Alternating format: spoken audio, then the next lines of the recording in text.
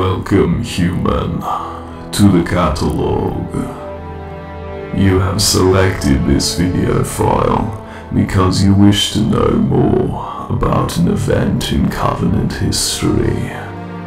This file will go over the taming of the Hunters. After the formation of the Covenant, the Sanshayum and Sangheili found a world called Tay that had rings composed of fragments from an ancient Forerunner installation. Much to the Prophet's frustrations, these fragments could not be harvested. They were infested by the organisms native to Tay, the Legolo. The Legolo's main source of food was Forerunner alloy. The Covenant could not just glass the infestation because that would risk destroying the artifacts the Prophet so desperately wanted.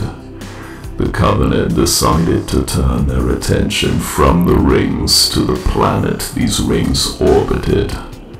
They tried invading Tay, and the Covenant's ground forces were slaughtered by an unpredicted threat.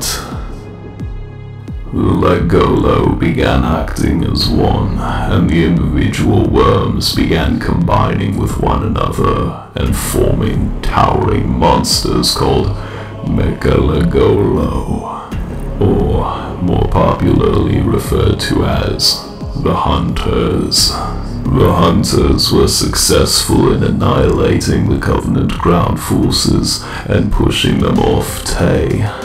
Desperate to secure the planet and its rings, the Prophets assigned an arbiter with the task of landing on one of Tay's moons and studying the worms for a way of defeating them. This moon too was infested, and the Arbiter spent a year studying the creatures.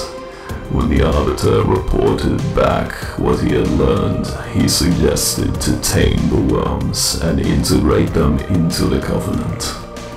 The Prophets recognized the strength and power of the Legolo and agreed.